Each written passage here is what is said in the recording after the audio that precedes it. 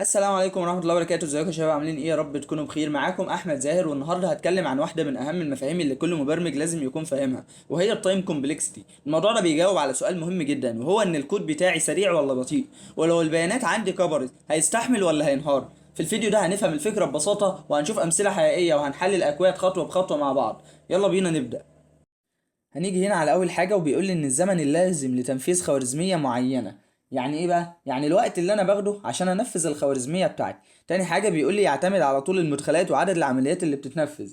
يعني طول المدخلات اللي عندي ده اللي هو عدد العناصر اصلا، اللي هو بان. لكن عدد العمليات هو عدد الخطوات اللي الكود هيعملها عشان يخلص المطلوب. مثلا لو انت دخلت سوبر ماركت ولقيت فيه 5 منتجات، المره التانية اللي دخلت فيها لقيت فيه 100 منتج. المطلوب انك تمر على كل منتج وتشوف السعر بتاعه. يعني باختصار، طول المدخلات بيساوي عدد المنتجات اللي عندي، لكن عدد العمليات ده بيساوي عدد المرات اللي هشوف فيها سعر كل منتج. يعني كل ما المنتجات زادت يبقى المدخلات زادت، معنى كده ان الزمن هيزيد. كل ما المنتجات بتاعتي زادت، كل ما المدخلات زادت، معنى كده ان الزمن كمان هيزيد. نيجي على ثالث حاجة، وبيقول لي ان الخوارزمية التي تعتمد على مقارنة البيانات مثل الصرف. يعني ايه؟ بيقول لي ان الخوارزميات اللي بتشتغل بالمقارنة اصلا وقتها بيزيد حسب عدد المقارنات، وكل ما زاد عدد البيانات كل ما زادت المقارنات، وبالتالي الوقت كمان هيزيد.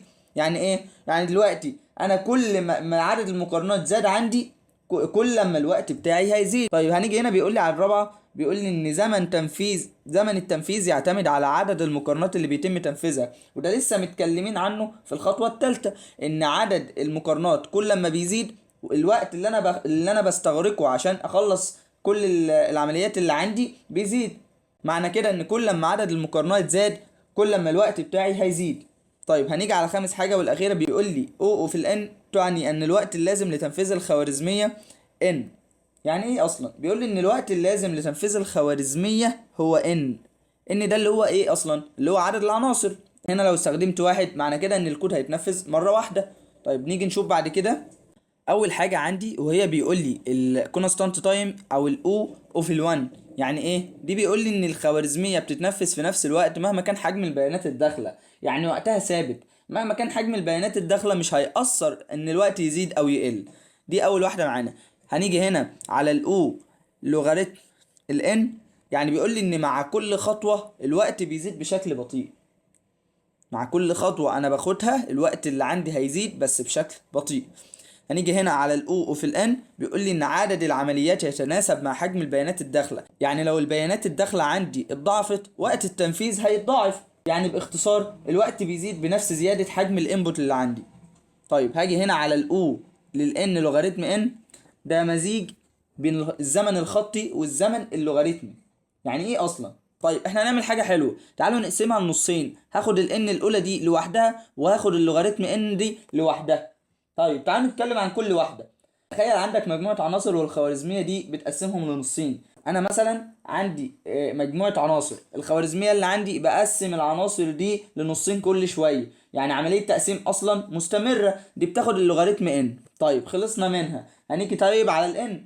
بيقول لي ان في كل تقسيمة لازم تمر على كل العناصر عشان تدمجهم، ودي هي الان. كل تقسيمة انا بقسمها لازم امر على كل العناصر اللي عندي، وده باختصار معنى ان هي مزيج بين الزمن الخطي والزمن اللوغاريتمي. طيب هنيجي هنا متكررة تمام. هنيجي هنا للأو ان سكوير. بيقول لي ان لو زادت عدد البيانات الداخله للضعف، عدد العمليات هيتربع. الخلاصه هنا ان دي كارثه لما الانبوت بيزيد. يعني لو عندك 10 عناصر فخلاص 10 اس 2 تطلع ب 100 عمليه. عشان كده الخوارزميه دي بطيئه جدا جدا جدا. نيجي هنا مثلا على اول مثال للاو في ال1. هنا انا ما عنديش لوب، هي عمليه واحده وخلاص. فخلاص انا هي خطوه واحده، مفيش اي لوب عندي. هاجي هنا على المثال التاني، بيقول لي ان الاو في الان وعندي هنا لوب. طيب هنا الوقت ماشي من زيرو لحد ان، من زيرو لحد الان. يعني الوقت بيزيد على قد حجم الاري. كل ما زادت الان الوقت هيزيد معايا. تمام. يعني كل ما الان دي القيمه بتاعتها زادت الوقت اللي عندي هيزيد. نيجي على تالت مثال وهو الاو اوف الان سكوير. عندي 2 فور، والاتنين جوا بعض. يعني هنا كل عنصر بيتكرر مع كل عنصر تاني، فبقول ان المفروض هنا هتبقى الاو ان في الان. معنى كده انها بتساوي او للان سكوير. طيب ليه؟ تخيل مثلا انك بتدور على اسم في قائمة فيها 100 اسم. طيب لو هتبص على كل اسم واحد واحد، ده اسمه الاو للان.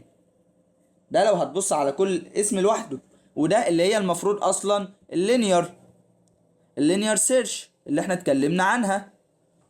طيب لو انت مثلا عندك القايمه دي مترتبه، يعني انت مثلا تقدر تدور بالنص، ففي كل مره هتبقى او للوغاريتم الان، او لوغاريتم الان، لان انت عندك مترتبه. فدي باختصار احنا كنا اتكلمنا عن نوع من انواع السيرش كانت الليست فيه بتبقى مترتبه. تعالوا نفتكروا مع بعض، هو الباينري.